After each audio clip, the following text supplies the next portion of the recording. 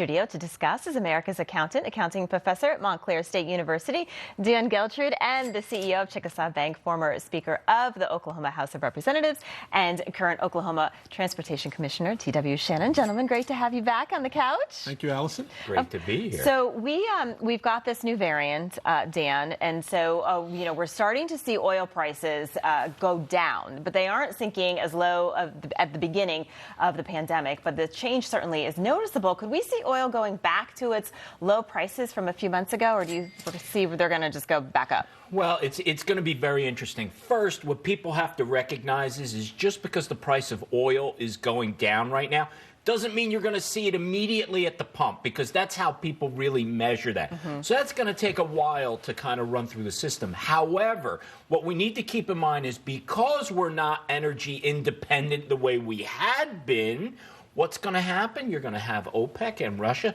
start to reduce the amount of oil they're producing, and therefore the price goes back up. So although it's a good sign the price is going down, I wouldn't necessarily say we're over the hump. Yeah, well, then we have the emergency reserve, but that's really only going to last a couple of days, is what they're saying. Indeed. I'm from an oil and gas state, and certainly we were all concerned when we heard Joe Biden talking about accessing the emergency reserve. That should be reserved for actual emergencies, right, like to keep our airplanes flying in case of a war or when we have a natural disaster, not as a ploy to improve his failing numbers at the pump, but numbers at the polls. But the reality is this: when we look at what's happening in the country, at some point we know that the Feds are going to raise interest rates. They have to deal with this out of control run on inflation. And I think ultimately what's going to happen is they can't raise it enough to justify the inflation rates, because we're $30 trillion in debt right now as a country. And if we were to raise those back to the Jimmy Carter days, which is where inflation is carrying us, to 17 or 18%, we could very well see the entire federal budget going just to service debt, $4 trillion if the interest rates were to go to 17% like they did under Jimmy Carter. And we know that Joe Biden is Jimmy Carter 2.0. So, yeah, there's a lot of uncertainty in the market. Omicron's creating some of that for sure. But even before that, I think the overreach in the federal government, it's really creating the challenges and the uncertainty in the economy right now. Dan, if the interest rates go up, which they're probably going to based on what we've been talking about, how high do you think they'll go? Well, that's a great question I know. You don't have a kind of crystal tackle. ball. Yeah, it's really hard because of what TW was saying, right?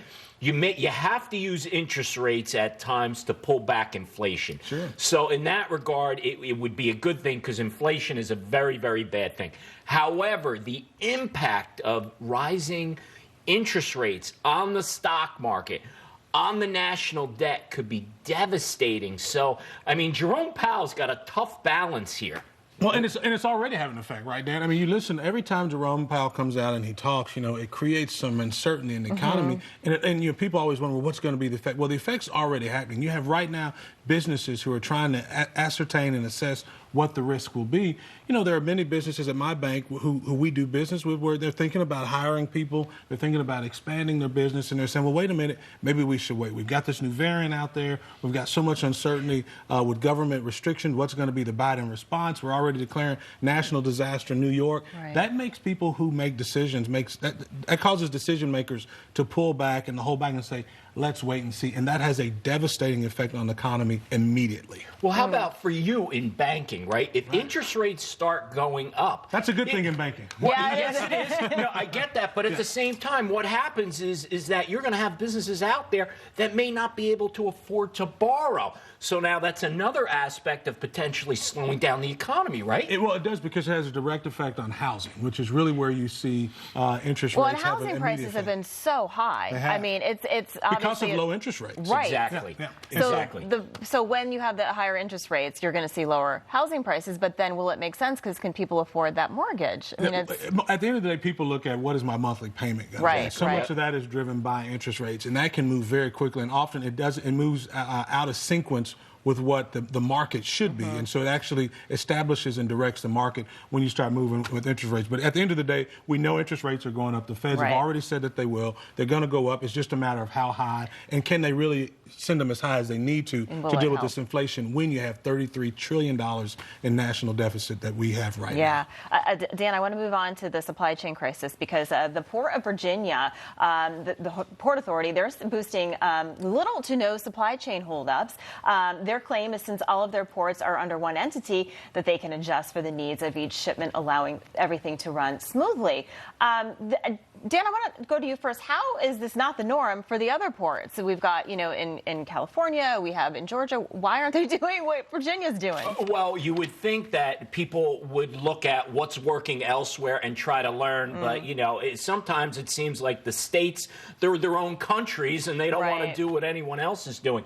But, yeah, Virginia appears to be having the right formula in the way they're getting the cargo off the ships and coordinating which ports to go to.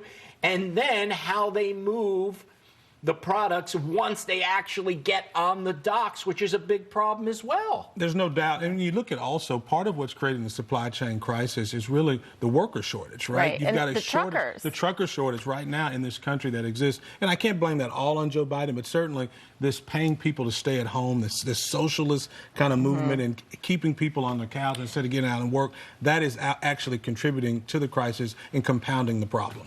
Well, we didn't end on any good news. All right. Well, there's a lot of good news coming. I understand someone's going to be talking about a little later. There's a little bit of news that we're going to share, so you're going to have to stay tuned. Yeah, I'm going to stay tuned. I'm not going anywhere. You're going to have to drag me off this couch. Awesome. All right, TW, Shannon, Dan, great to have you with us. Thank you so much. Thank you, Alison. All right, coming up, another